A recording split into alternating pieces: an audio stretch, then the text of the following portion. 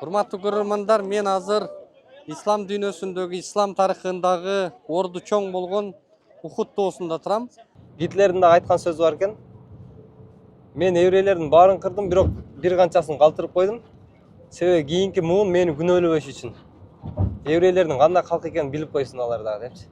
Жөргөмүштүн уясы менен Алла Таала сактайм десе сактап коет экен да. Эң алгачкы ушул ислам дүйнөсүндөгү мечит мына ушул Куба мечит. Бул жерде Мекке жана Медина шаарларында эч кандай жер титирөө, апат, башка нерселер болбойт.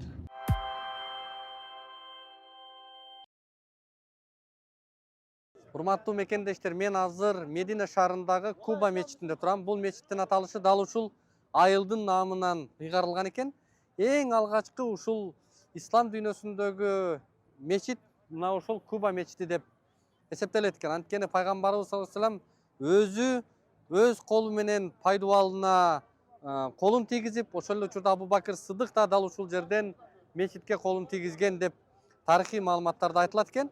Негизи эле бул мечиттин ислам дүйнөсүндө мусулман балдар үчүн абдан орду чоң деп белгилесек болот экен. Анткени дал ушул мечиттен 2 рекет кимде ким нафил намазын окуса, 1 умуралыктын сообу берилет деп пайгамбарыбыз осуят кылыптыр. Ошондуктан мына өзүңүздөр көрүп тургандай дүйнөнүн чар тарабынан келген түрдүү улуттар дал ушул жерге келип зыярат кылып, өзүнүн ибадаттарын өтөп жатат. Ошондуктан мына көрүп турганыңыздардай адамдын саны эбегейсиз көп. Ушунчалык келгени, кеткени дагы абдан арбын экен. Азыр биз сиздерге мындан аркы Мадина шаарындагы тарыхый маалыматтарды, булактарды көрсөтүп, айтып бермекчибиз. Мисалы үчүн мурун келдиңиз, азыр да башкача сезим менен. Мисалы үчүн азыр менин көзүмө жаш келип атат.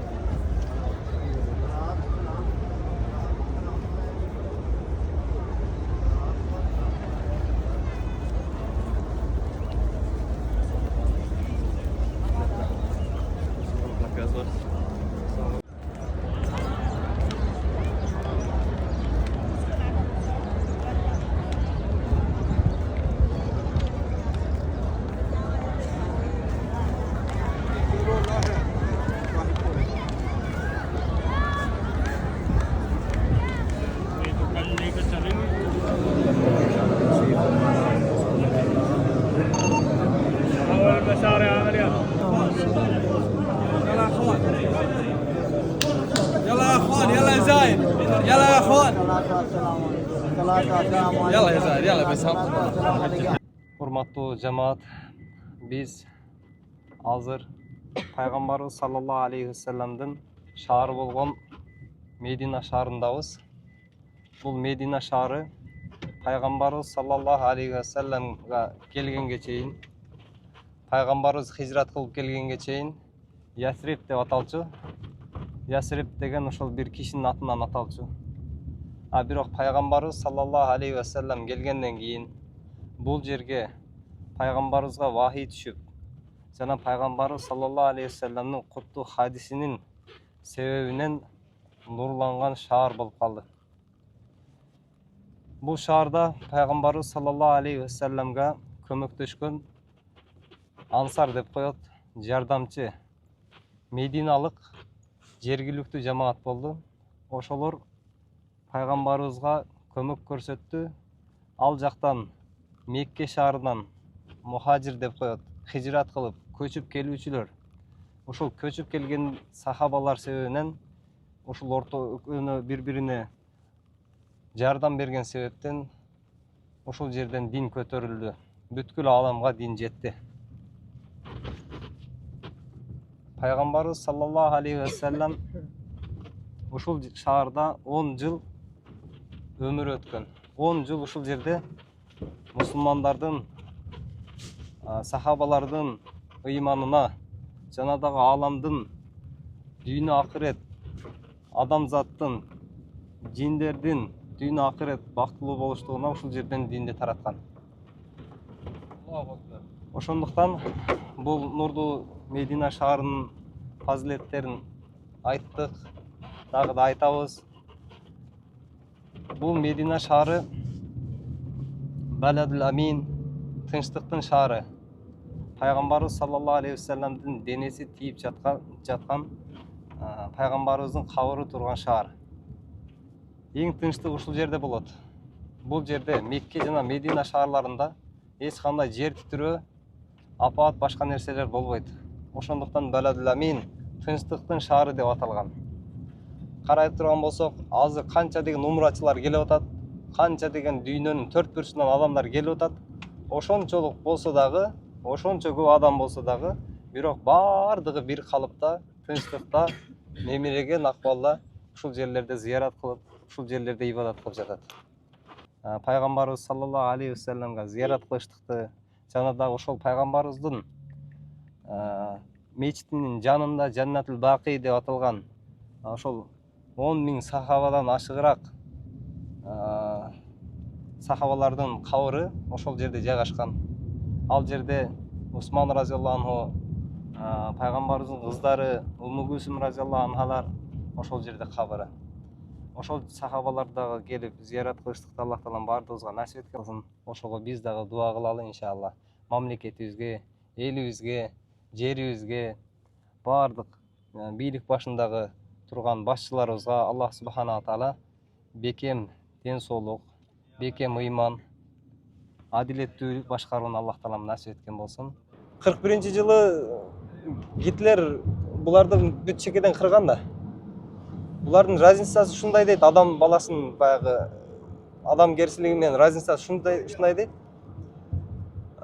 Солдаттарды окоп каздырыптыр да, немени? Еврейлерди окоп каздырып туруп,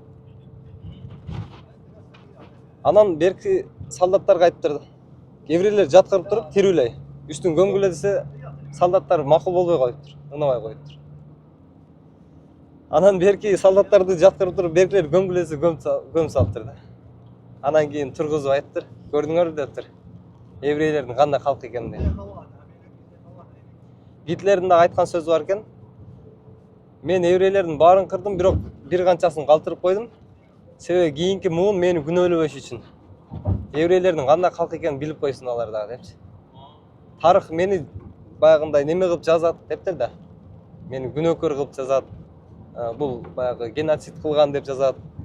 Бирок ошол еврейлердин кандай калк экенин алар да билип койсун деп бир аз калтырган дейт. Ошол калтырганын ушунча кылып атат дейт. Ошол 1941-жылы буларга согуштун учурларында дагы буларга сүргүн болгон экен да. Анан булар качып 1947-жылы Палестинага келет. Палестинага келгенден кийин анан мусулмандар да, арабтар кучак жайып тосуп алгандан кийин азыр кылып аткан эми ошол өтө бир айбан кылбаган нерсени кылат да. Урматтуу көрөрмандар, мен азыр ислам дүйнөсүндөгү, ислам тарыхындагы орду чоң болгон Ухуд тоосунда турам. Бул жердеги ушул мусулман үммөтү үчүн чоң бир сабактар, чоң бир мындай тарыхый маалыматтар бар. Өзүңүздөр билгендей, бул жерде исламдагы эң чоң согуш, эң чоң жоготуу болгон жер деп эсептелинет. Негизи эле ушул жердеги бир окуянын маани маңызы бир абдан таасирдүү деп белгилесек болот. Эмне үчүн дегенде, ушул согушта ушул жерде бир топ мындай 70-тен 100-гө чейинки сахабаларды айтып келишет. Жаачылар болгон экен да ушул жерде. Анан согуш майданында капырларды бул жерде чоң стратегия менен пайгамбарыбыз койгон экен. Эгерде силер биз жеңишке жетип, олжолорду ушул жакта бөлүшүп атсак дагы түшпөгүлө, же болбосо биз жеңили узасын тартып, денебизди кузгундар жеп атса дагы ушул жерден түшпөгүлө деген тапшырма болгон экен. Бирок жеңиштин сүрөтү көрүлүп, капырлардын бир тобу ушул жакта качып жөнөгөндө, бул жактагы бир топ сахаба ошол тапшырмадан тайып, өзүнүн позициясынан өзгөртүп бергенде, капырлар башкача тактика менен келип, ушул жерде чоң кыргын кылган экен да. Мындан сабак, мындан ала турган мусулмандар үчүн чоң үлгүлөр, маанилер бар. Аны ар бир пенде өзүнүн дараметине жараша кабыл алып, баалайт деп ойлойм. Негизи эле өзүңүздөр көрүп тургандай, урматтуу көрөрмандар, бул Ухуд тоосу тарыхка жана өзгөчө бир мындай маани маңызга ээ болгон жер деп эсептелинет экен.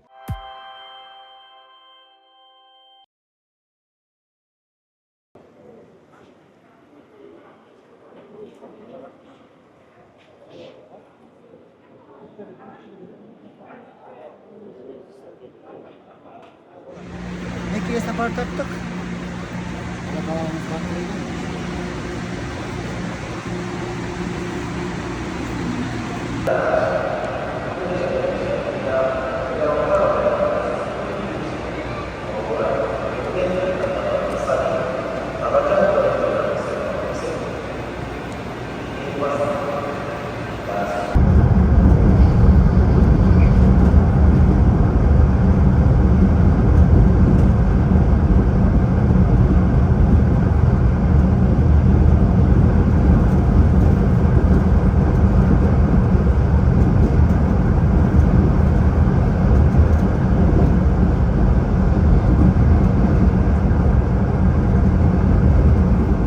Урматтуу көрөрмандар, биз азыр Сауыр тоосунун башында турабыз.